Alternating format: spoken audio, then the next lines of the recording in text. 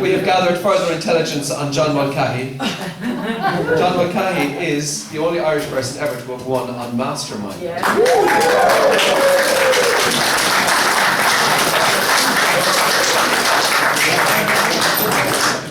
And I was upbraided by somebody who reminded me that the whole of Cork and Whitechurch was in celebration when that happened. So. What was his chosen subject? That's our next dispatch. Gabriel Doherty, I'd like to introduce as the first speaker, or two speakers this afternoon. Gabriel, as we know, Gabriel was here 2 nights ago to launch Deirdre's book, and he's a lecturer in the School of History, along with John. He gained his BA in Oxford, in Magdalen College, and has an MSc in history from UCG, University of Galway, now NUIG. Gabriel has edited a number of books and produced a lot of work on 20th century Irish history, including the Home Rule Crisis, his great book between 1912 and 1914, Cork University Press. He's published widely and is also distinguished as a tremendous organiser of conferences and events and dialogue on all kinds of matters historical. And Gabriel, last year in 2020, from the 11th of August, if I remember rightly, Gabriel commenced a diary, online diary, which was circulated through the UCC email system, but also I think on Facebook, which charted the development of the Cork hunger strikes on a day-by-day basis with all sorts of extraordinary evidence, photographic material, and information on the strike, drawn obviously from contemporary sources and accounts, including government files actually. And it was an absolutely fascinating thing to be part of, a kind of a live unfolding and retelling of that particular event. And Gabriel did it with such skill that it was extremely gripping and interesting. And so Gabriel today is going to speak to us on the press coverage of the hunger strikes, both in Cork and in Brixton, and I'd like you to extend another warm Kilmurry welcome to Gabriel Doherty.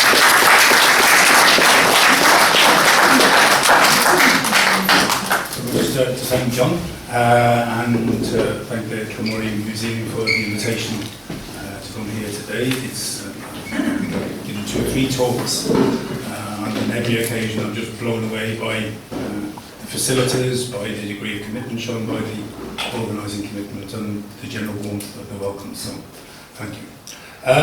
So yes, I'm going to be talking on a topic on which last year I did quite a bit of research, and I've continued to supplement that more recently. Looking at one specific angle of the hunger strikes both in Cork and Brixton, which is the press coverage. And before we get going, I suppose it's important just to remember how important the press was in those days. You did have cinema, and newsreels were just about beginning. But that was about the only exception to the general monopoly on the news that newspapers had. You had no radio, you had no television, so you didn't have the internet.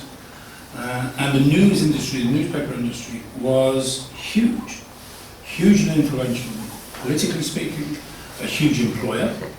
Of course, in those days, in terms of the number of people employed, typesetting and things like everything, which is nowadays done electronically.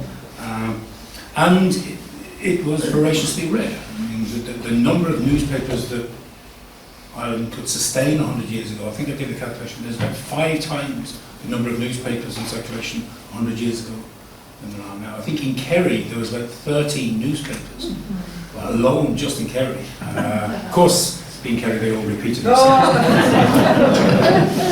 So just when we were talking about the press coverage, this was the way in which both sides could get their message out. Desperately trying to find ways of conveying the impression on the Republican side that these men were patriots, that their demands were reasonable, and on the government side, of course, the government sought to get its message out. So we will be having a look at both sides. Some of the commentary, particularly when we're going to be having a look at some of the American commentary, is not necessarily very pleasant. We're going to be having a look as a case study in local American coverage of the state of Georgia, and some of the attitudes towards the Irish in general, and towards Republicans, Irish Republicans, were not particularly accommodating. So I'll mention that in advance, but broadly speaking, I think we should be okay. I think I've probably prepared too much, so I'm going to ask Deirdre just to get the shepherd's crook and drag me off.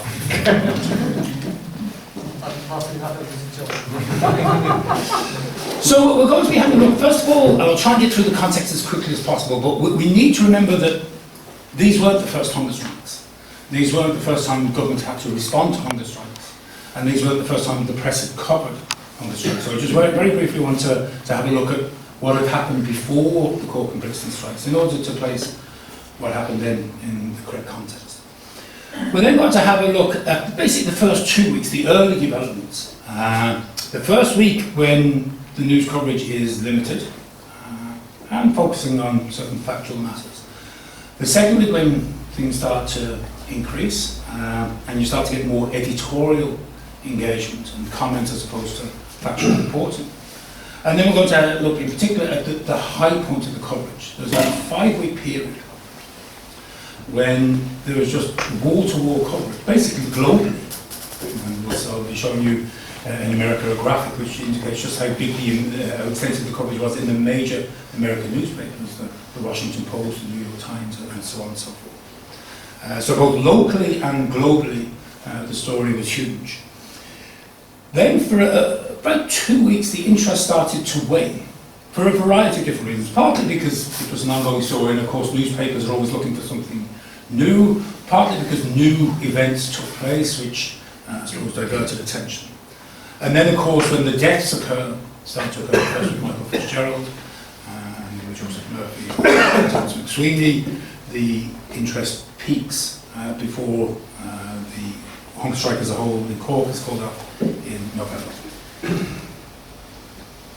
Okay, so of course remember the origins of the hunger strike was of course the suffrage campaign in Britain and Ireland, but we're concentrating on the Irish side.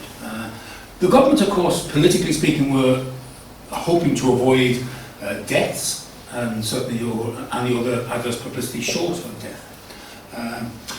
In Ireland, there were only 2 prisoners who were force-fed during the period of the hunger strike. Both of them who were English, both of them were suffrage campaigners who came over to England, to Ireland, to Dublin during Asquith's visit, mainly in the context of the Home Rule crisis. They threw an axe at him, were committed to prison and went on hunger strike and force-fed.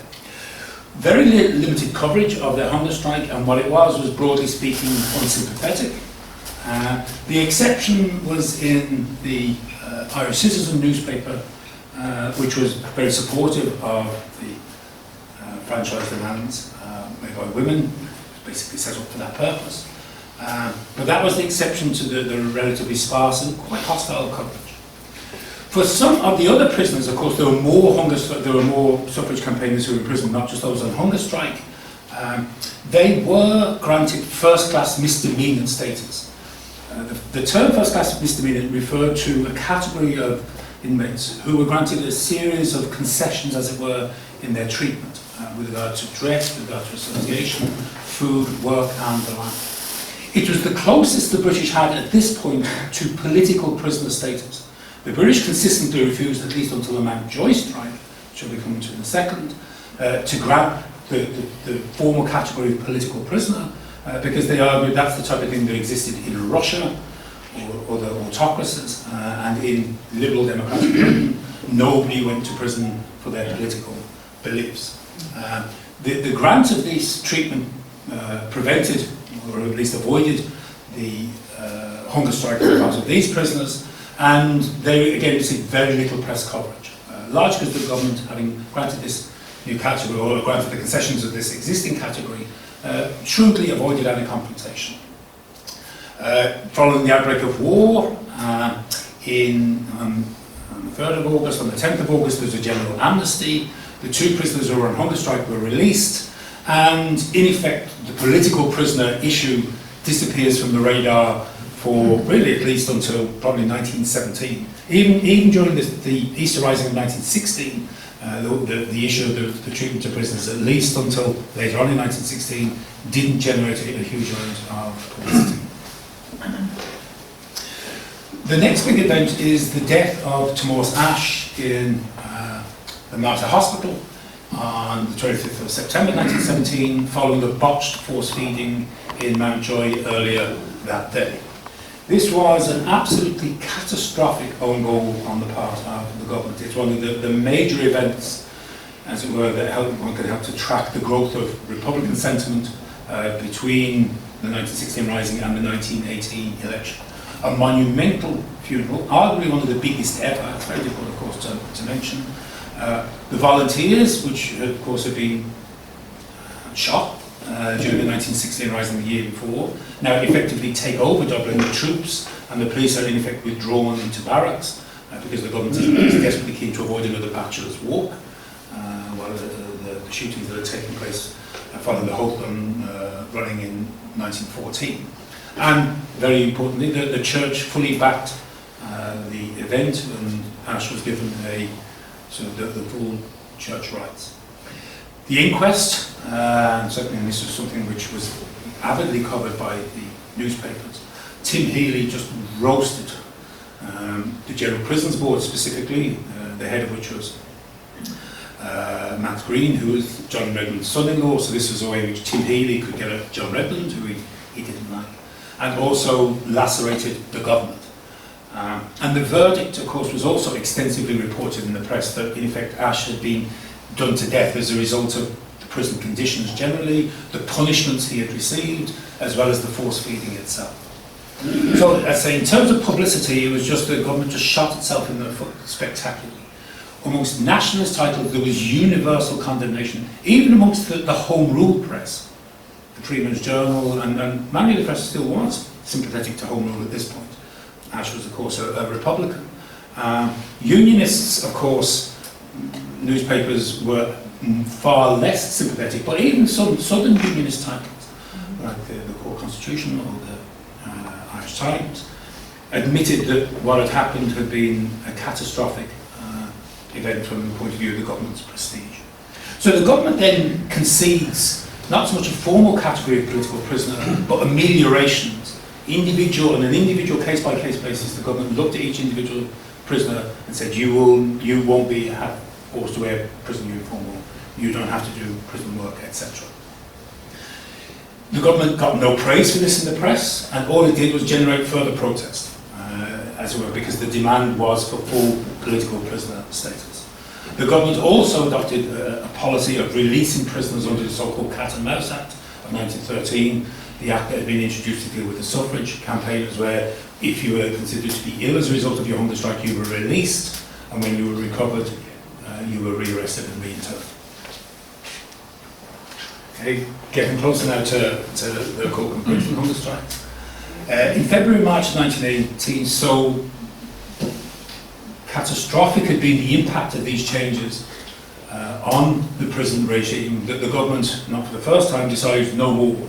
And it announces a policy that it wasn't going to release any other hunger strikers, anyone who went on hunger strike. It also, in addition to the Iron it had the Velvet Glove approach, where it granted new concessions for prisoners who had been convicted under the emergency legislation under DORA and the regulations associated with it.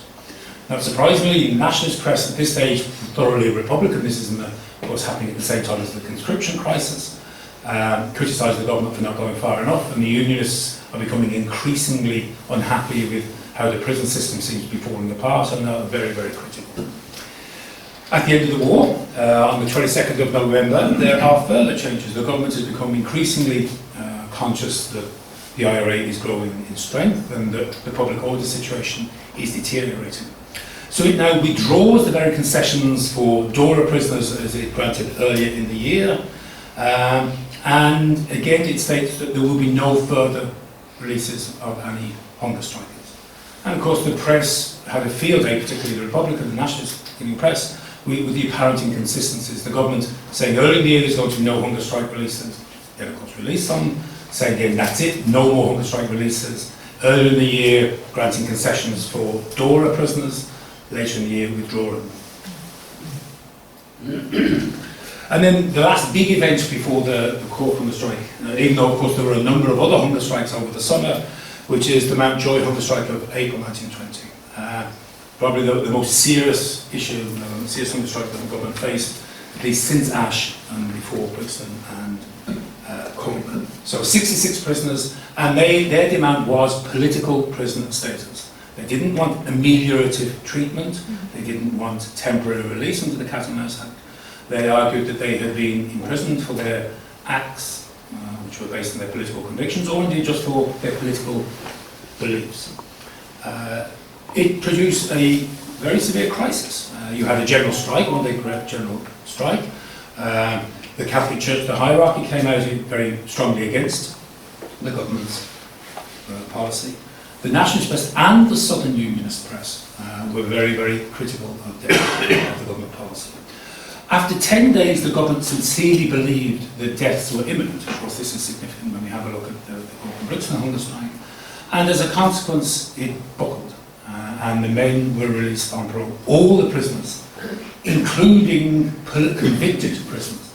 The government had said that it was prepared to release unconvicted prisoners, but there seems to have been, I'm never quite sure whether this is true, but there seems to have been an administrative mistake, and all the prisoners were released. And of course, that led to great glee on the part of the Republicans, and the press had a field day for the incompetence within which even this very concession had been granted.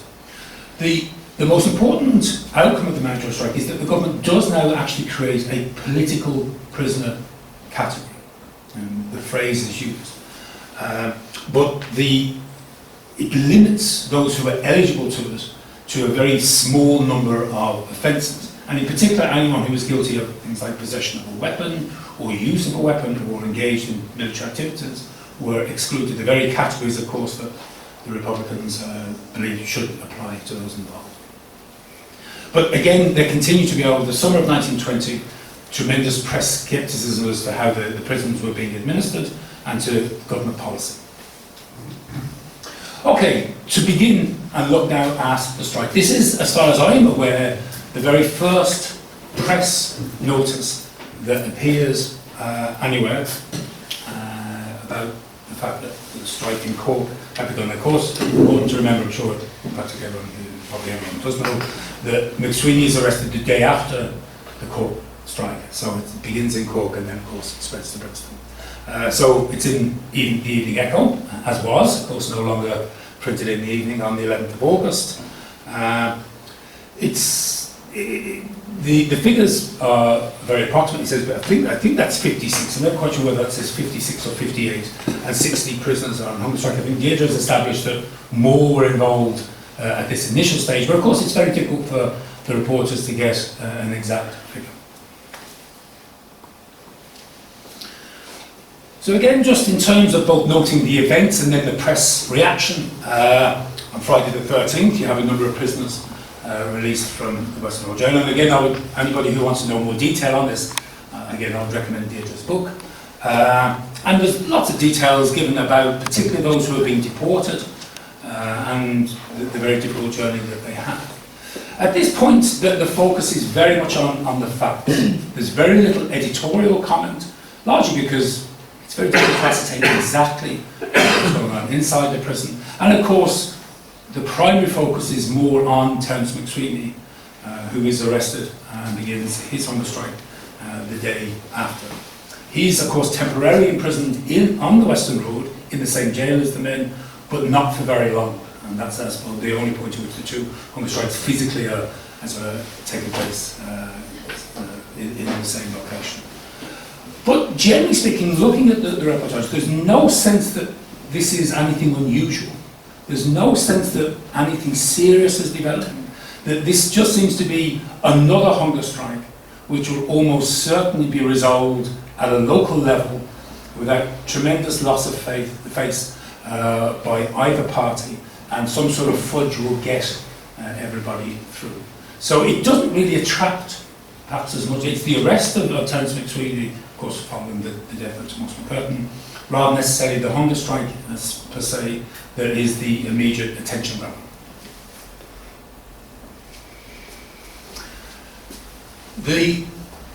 There's the first inkling that actually this isn't going to be easily resolved and that this something much more serious could be happening occurs when the government issues its official statement on the 15th of August, which I think it's here. I think the dates, there might be a difference in terms of the date, but it says it details the prisoners, 65 prisoners in Cork prison, 22 had been convicted. Interestingly, of course, it doesn't mention the fact that 40 plus had been unconvicted, many of them, of course, held in prison for quite some time, many, many months without trial or conviction. The majority of the unconvicted prisoners had been arrested in the act of making murderous attacks on the prison soldiers or upon direct and clear evidence of complicity in such attacks. Of course, why then they hadn't been tried and on this clear evidence was something that the government didn't clarify. The men will not be released unless after trial they are acquitted of the offences. And if in consequence of their voluntary abstention from food, they render themselves unfit to take their trial, the government will disclaim responsibility in the matter.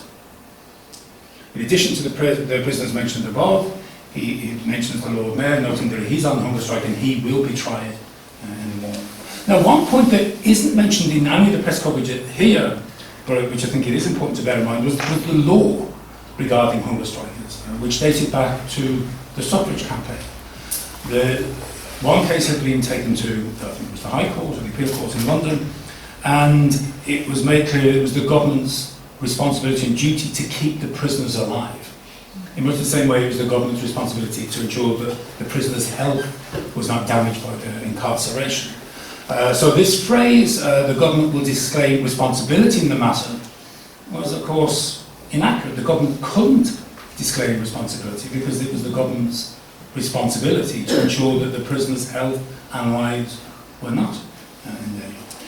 At this point, the press coverage still remains slightly muted. It's still emphasising very much facts. Any official statements are, of course, given in full, but the reports tend to be on the margins of the page. One point, and this will become very evident in the next slide, is that the newspapers in those days carried a lot of news. On each page, you don't have very many, you don't have really any photographs except in a small section. You don't have adverts on each page. The type is very small. It's all crammed in a way that nowadays, of course, the newspaper, the design of newspapers has changed out of all recognition. So you might have 20 columns, and at this point, the hunger strike is still on the outside column, the sidebars. No editorials at this point or anything else. And again, this is largely because there's still a sense that whatever the government's saying now, the government has said this before, and some way has been found to resolve the matter. So this is just an example. This is on the 16th of August. And you can see that in terms of the way that the Examiner reported things in those days, that he would put all the big headlines down the middle of page 5. Page 1 was still for adverts and so on and so forth. So you can get an idea of the pecking order in which the hunger strike was from these central excerpts. And you can see that the emphasis is much more on events elsewhere. Limerick had been a series of attacks by Crown forces the day before. There had been a number of shootings that had taken place, Tralee, etc. And you can see that the hunger strike is basically is bottom of the list of priorities at that point. And the hunger strike details, and this includes the government's position at the bottom, you can see it's very much on the sidelines. It's not particularly prominent because, again, there isn't a consciousness that of course, the way things should develop. You then get in the second week, things start to obviously deteriorate on the present front, and the nature of the coverage changes. You now start to get much more coverage, partly because MacSwiney's case, being incarcerated in London, has a higher profile internationally. I think that was probably a big mistake on the part of the British government to effect that transfer, because it elevates the status of that strike.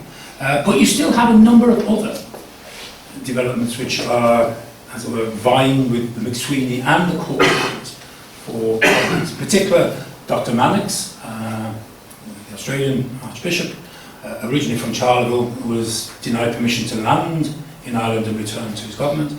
And also the provisions of the Government of Ireland Act were still being teased out. It hadn't yet been included in Parliament. But you start to get some pretty harrowing details of what's going on.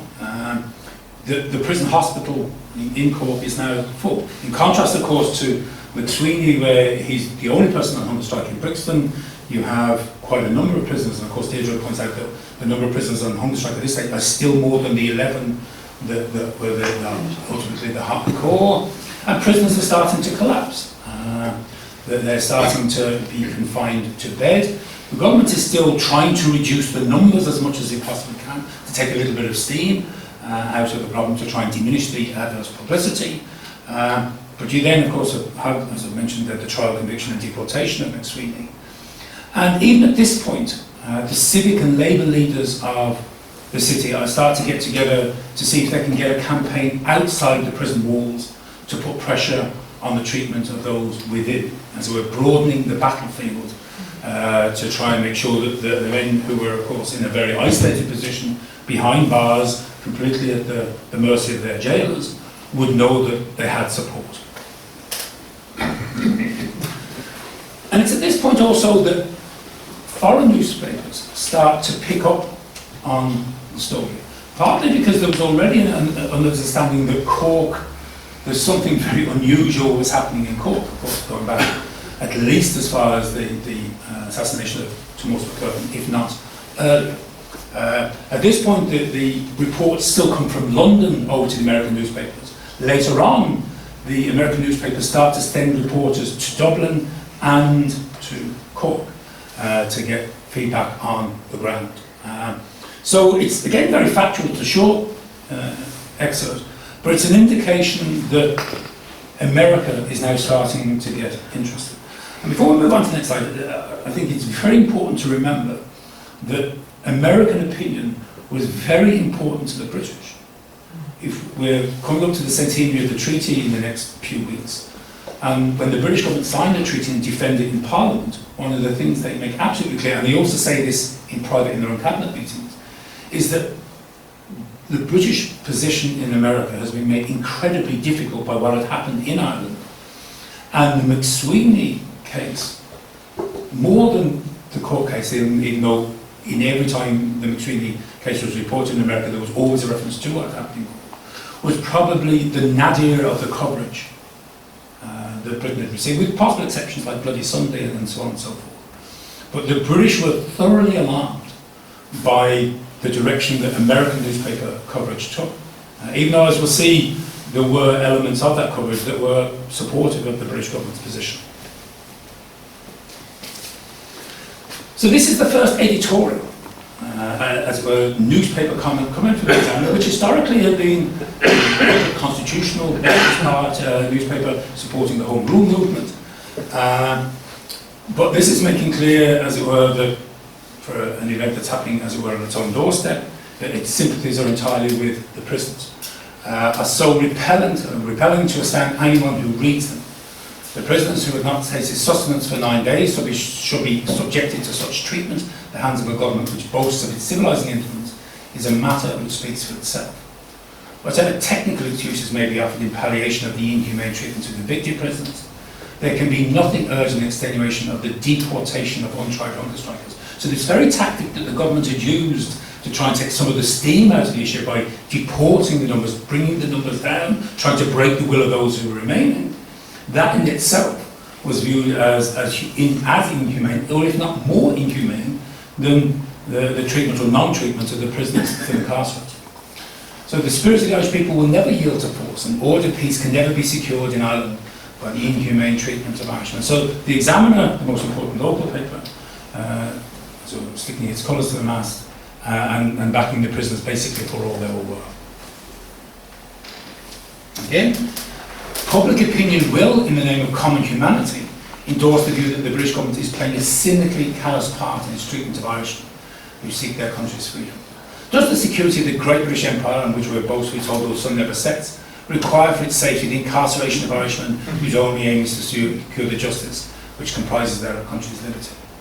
If man's inhumanity as man makes countless thousands mourn, Britain's inhumanity to Ireland, renewed now with an unsurpassed callousness and vigour, stands out as a striking anti-climax to her professions when fighting for the security of small nations, and that point was constantly reiterated. That in the treatment of prisoners, Britain was every bit as bad, if not worse, than how Germany, the Hun, treated her political opponents, and that was a constant thing. So we had the first 2 weeks, a slow build-up of attention, and then certainly once MacSwiney's in London and the international press starts to get hold of things, the coverage starts to snowball. Or explode, depending on which metaphor that you want to use. So from the third week and for a number of weeks, 5 or 6 weeks, you just have wall-to-wall coverage. And probably one of the best ways to illustrate this is that the very limited number of photographs that any newspaper is able to produce, because they were really only able to produce maybe 2 or 3 newspapers. I'm not quite sure why, whether it's technical difficulties, whether it was expense, but there were very few photographs in the newspapers in those days. A very high proportion of them, during this period, are photographs taken either in Cork or in Brixton or of the prisoners. So it's on this basis that we were able to get some of the pictures, literally the pictures, of those involved. Con Neenan subsequently played for Cork Hurlers. I think he may have been an All-Ireland winning captain, but I'm not quite sure of that. He was one of those who had been deported. John Reardon, who was identified as the organiser. And then you start to get the individuals involved. And of course, this is before they pass away, in some cases. But in those days, many people didn't have photographs taken of them. It was a very expensive pastime. So we're looking in that respect that the ones that we do have did appear. So there we have Joseph Murphy on Paradox Road. And some of the others, Joseph Kenneth on Power, Sean Hennessy, and this is Michael Fitzgerald on the right. This was a picture that appeared in the press after his death. So from that point of view, I say that one can gauge the level of press interest by the fact that they devote a significant part of these very scarce photographic resources to this theme. And again, these are some of the other photographs, and again, this is an indication of some of the other types of support that were being rendered to the president. These were organised gatherings that took place, as you can see, on the Grand Parade in Cork. This is facing from the Martyrs' Memorial on the left, and on the right is facing into the Martyrs' Memorial, which was organised by the Civic and Labour Council of the movement. And it was a protest. The rosary was extensively said. There are reports that the crowd then extended the whole way down the Western Road to the gates of the jail, an absolutely monumental crowd. Certainly reminds a picture of Cork, homecoming for Cork or Ireland winning team, but on a much bigger scale. And you can see there at the bottom, public recital of the rosary.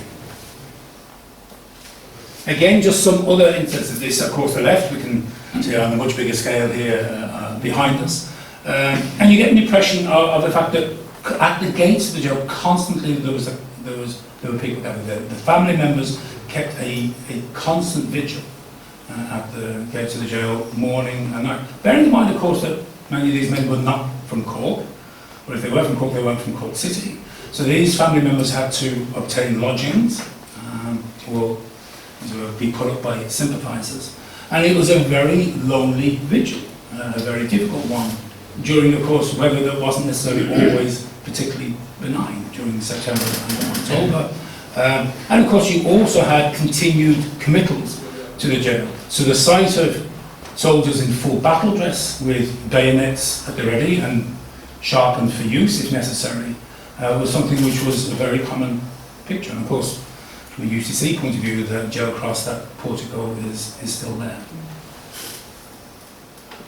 Again, just some further images, and you can just get sort of an impression of both of how people were dressed at the time and just how desperate they were for any news whatsoever. This is clearly somebody who's come out and everybody's gathered round to get the latest news.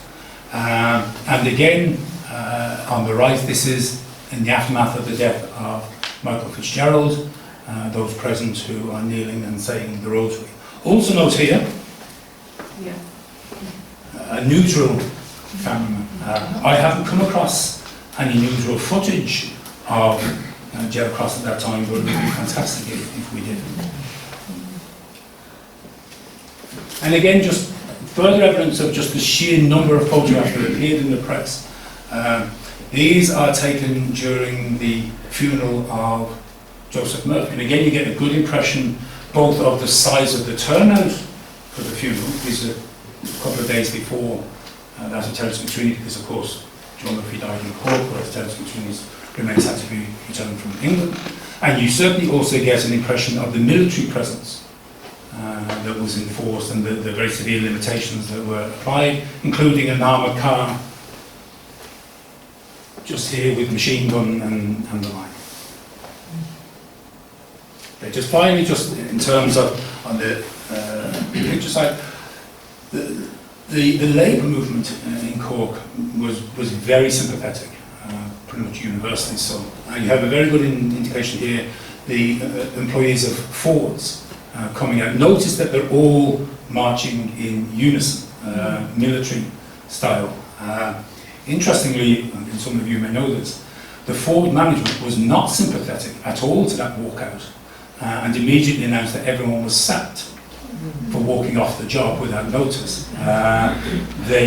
The leaders then had to go back to the management, and these are all Americans, basically to explain the situation, and ultimately the matter was resolved without anyone losing their job.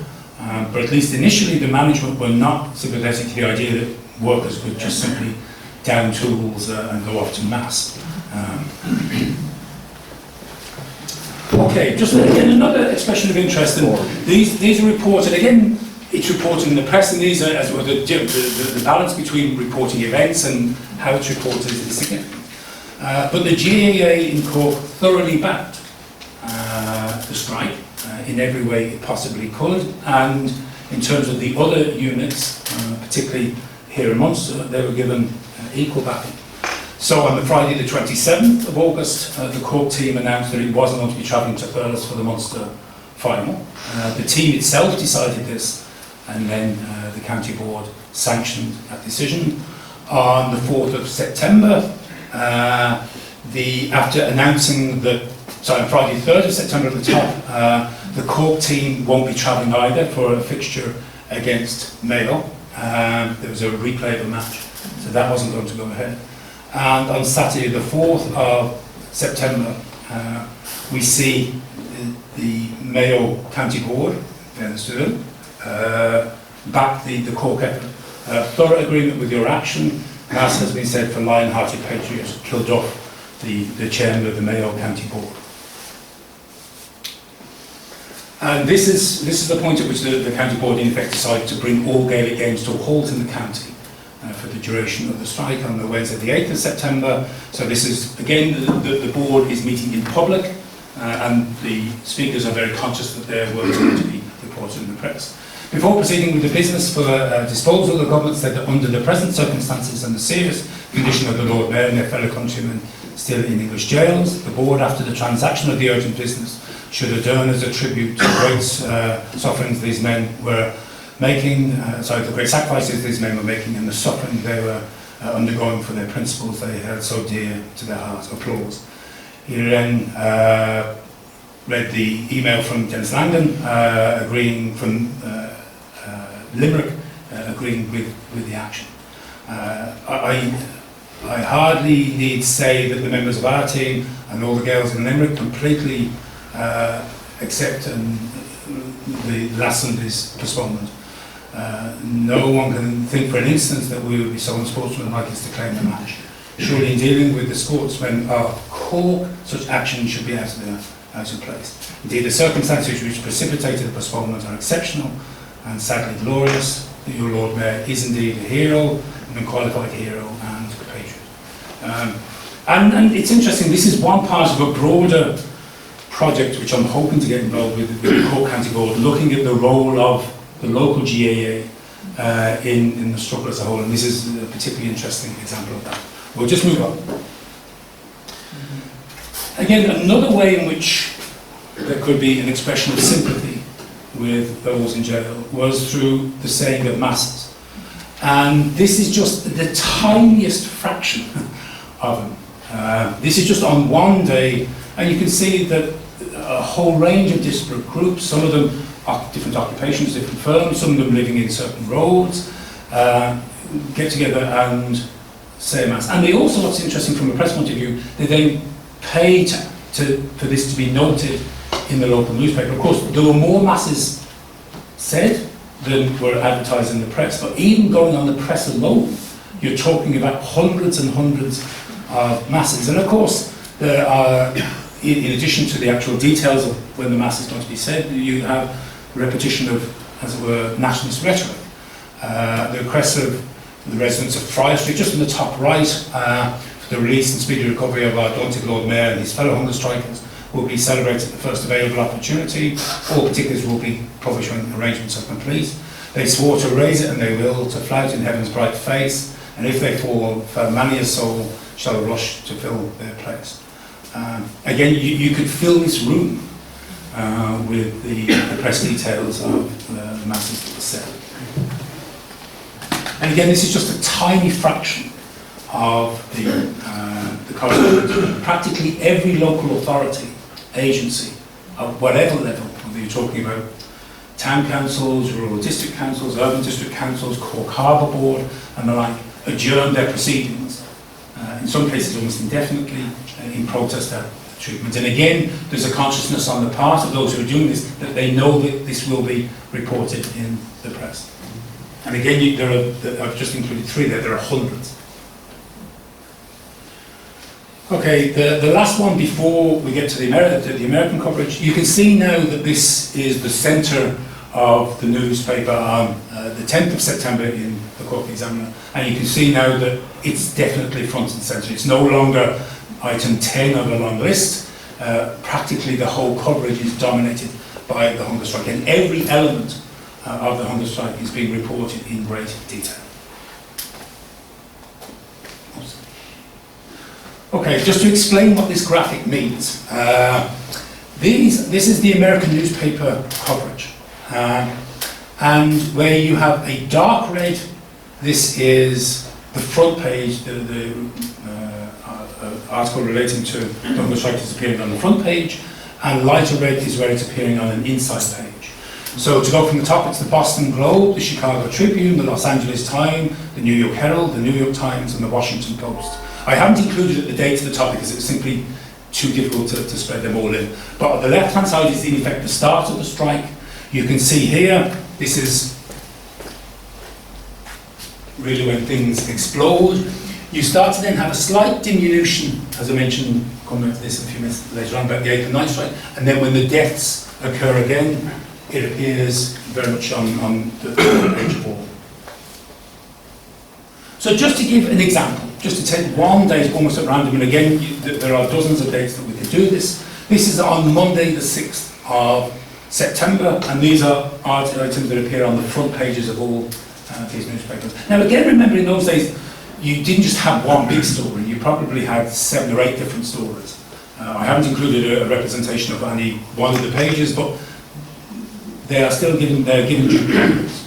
So Boston Daily Globe, reporting Lloyd George refusal to reply to the appeal by the Mayor of New York, who made a direct intervention and appeal for leniency. Again, the Chicago Daily Tribune, Britain gives final refusal to MacSwiney, Premier in fact saying, I don't have the freedom to release him. Again, all on Monday the 6th of September, the Los Angeles Times reporting that Hyland, who is the Mayor of New York, his plea had been rejected. The New York Times, not surprisingly, gives a great deal of prominence to this aspect. The New York Herald Tribune, again noting the mass is said for the dying Lord Mayor, and some other details. Water from Lourdes arrived too late. There was a belief that he was actually dying and that had missed the dispatch of the water from Lourdes.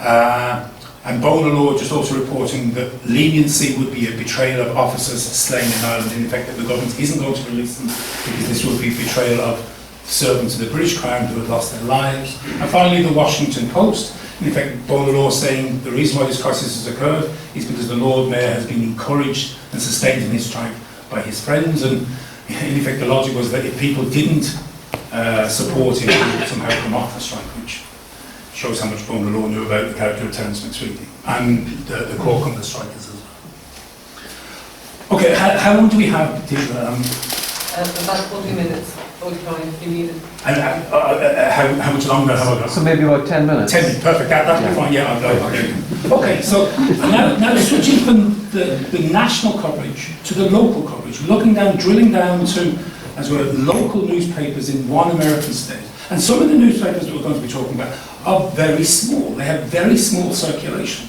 and that's the point. That even the smallest circulation newspaper in a part of the world, Georgia, which had very few Irish settlers, it's not like New York or Boston or Chicago, and should have no great interest in a story about what's happening in a small country on the other side of the Atlantic. They are reporting it extensively. Now, the thing that really swings it for me is the fact that MacSwiney in these foreign newspapers his name recognition is universal. That you didn't have to say the Lord Mayor of Cork, you didn't have to say Lord Mayor. If you said the word MacSwiney in the same way that if you said Gandhi or Mandela or any other prominent figure, the readers would know. The readers wouldn't need to be, as it were, informed as to who this individual was. So this is an example of some of the hostile newspaper commentary. And again, some of this isn't very pleasant. The people are just about fed up on the MacSwiney case. It is pure Sinn Féin propaganda, a bluff that has been called. The Lord Mayor may now suicide by starving himself to death. But if so, he will turn out a poor martyr. But just the same, someone has been feeding him. Yeah, so this report that he was being, and the corporate was being surreptitiously fed. Of course, what wasn't noted at the time, what is noted subsequently is the sheer amount of weight that he lost. The Augusta Herald on the 18th of October. The difference between Robert Emmet and Terence MacSwiney. Emmet got hung, MacSwiney got hungry. A rather sad play on words. The Thomasville Daily Times. MacSwiney can stay alive as long as he wants, and the newspapers will still find something new to talk about in connection with. In effect saying, we want to move on, nothing new to see here. The North Georgia Citizen, 28th of October. This is of course after his death. At any rate, MacSwiney succeeded in breaking all fasting records. And that is about all he did, except to kill himself. And there were other specimens similar to this. You also had, as well, commentary of a more measured kind, neither uniformly negative, but that you'll call more supportive, as we'll see in a second. So this is the Thomasville Times Enterprise on the 29th of October, again after his death. The Lord Mayor will doubtless live in memory as one of the Irish patriots, and no one can accuse him of any ulterior or selfish motive in laying down his life in the cause he loved. There is more dissatisfaction with the English policy towards Ireland in England than ever before, noting there the impact of MacSwiney's hunger strike and domestic opinion in England. MacSwiney's death has brought it to a focus. We hope the Irish question may be settled, but we cannot see where MacSwiney's sacrifice was either necessary for Ireland or fair to those whom he left behind. So in effect saying, it has had a great impact, but we think that the cost was too great, particularly on the family. And this is some of the more supportive commentary. America's Times records on the 21st of October, again this is before his death, a quite famous American author, Edmund Vance Cook, quite well-known poem at the time, How Did You Die? An iron man wed to a heart of gold, a fireside whose body grows cold. Whether you call him right or call him wrong, surely you call him worthy of a song. And again, the same newspaper on the day of his death, there can be no doubt that the Irish Republicans believed MacSwiney had given their cause the most valuable service in his power, and that, like John Brown, he will trouble you more than ever when you have nailed his coffin down. And given the esteem in which John Brown was held, that was high praise in the American South. And the Augusta Herald, noting favourably, and not trying to censor this, a meeting of the local branch of the Irish Friends of Irish Freedom, where it in effect says that what MacSwiney was fighting for was the same freedom as Washington, Jefferson, Lincoln, and all the others. And also noting that all the Catholic churches in Augusta organised commemorative masses and ringing the bells. Again, just finishing off the international coverage, the one on the left is, I think, familiar. I think I saw it somewhere there on the entrance, Le Petit Journal, the French newspaper in 19th of September. This is just one of literally hundreds and hundreds of newspaper headlines on the day of his death that I was able to download. This is from, and I think it's Portuguese is non-existent, so I won't try to pronounce the title, but this is one of the leading newspapers in Rio de Janeiro, in Brazil. Not a country that you would necessarily associate with a deep and passionate interest in Irish affairs, but again, his headline news page 1, his headline news page 1. And I could show you similar editorial, similar pages from many newspapers. Okay, conscious of the passage of time, so it's true that interest did wane in the story. It didn't remain headline news or front page news the whole time, for a variety of reasons, especially internationally. A huge car bomb exploded in New York on, a huge bomb, not a car bomb, on the, it was a car bomb, on the Thursday the 16th of September. 40 people were killed and hundreds injured. It's actually the largest terrorist attack in New York before 9/11. So that inevitably diverted the attention of American newspapers. The American presidential election of 1920 was entering its final stage, so of course that also. And interestingly, there was an attempt made by supporters of MacSwiney to try and introduce the treatment of his case into the election campaign to get one of the candidates to make a pledge to put pressure on the British, but both resisted.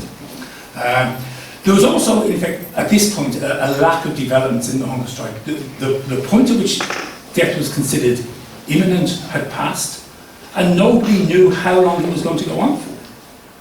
Nobody could be sure that it wasn't going to go on for months yet, because they'd gone so far beyond any previous hunger strike that they were in uncharted territory. And of course, we've already mentioned that the rumour that MacSwiney was and the hunger strikers were being surreptitiously fed. Interestingly, it was the British.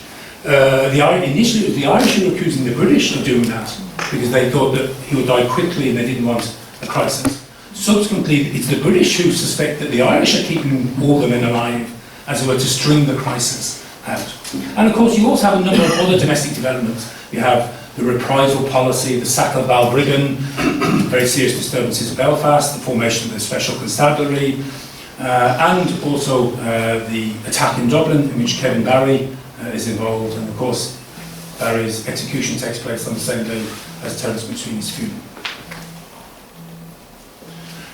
So again, you can see here now that the newspaper coverage again is almost relegated to the sideline. The centre is the Cork Examiner on Wednesday the 13th, and it's still at the top, but there's nothing else below the headlines, as it were. All the reports are is that there has been no change, because there was really at that stage nothing to report. In the Irish Independent on the Thursday, the same day, you can see that there's an article here, but it's subordinated to all the other developments on the day.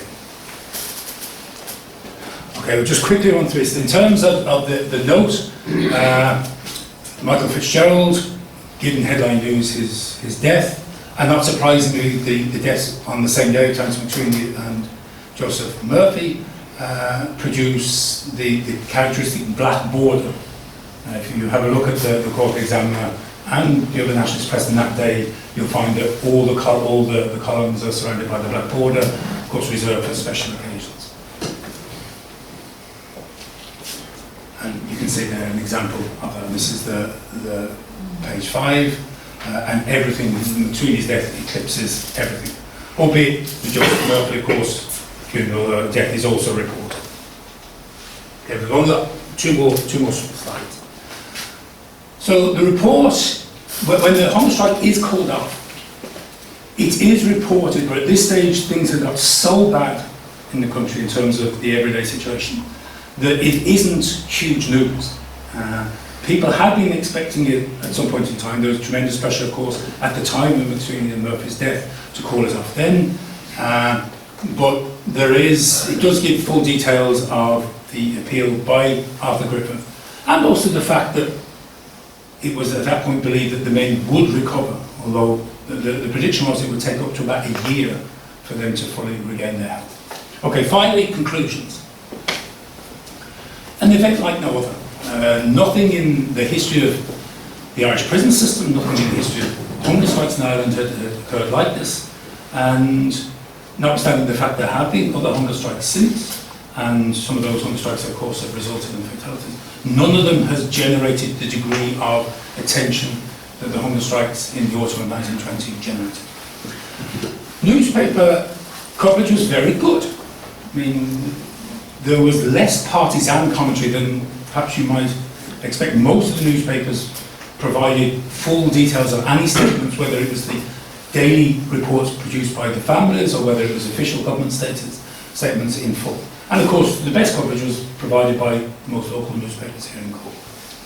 One really interesting point is that the families of those involved who were going in to see the men on hunger strike and came out were almost immediately grilled by the newspapers to find out what was going on. And that gives us an insight into how the prison system was managing these men that is very difficult to obtain elsewhere. And it was almost instant reportage. It's sort of appearing sort of literally within a few hours. If the men were being interviewed in the morning, it would appear in the Echo that evening, and if the interview took place in the evening, it would appear in the following morning's Examiner.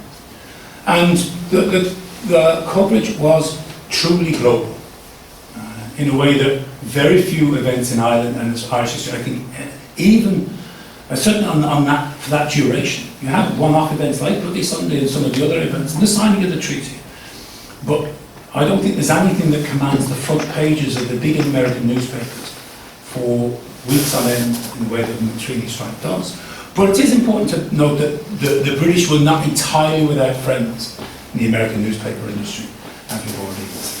I think I've spoken for too long at that point, so I'll just say thank you.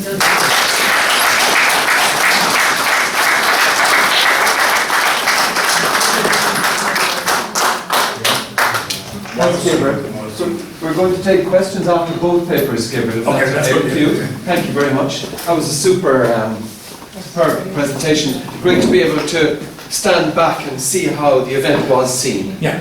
And that's what you've done so expertly, Gabriel, and thank you for that. And for the benefits of it. Apologies, I went on too long. Not at all. We're flexible in these parts. Sure. Yeah, take your time. While and just pop you out there, I'd say for the embarrassment.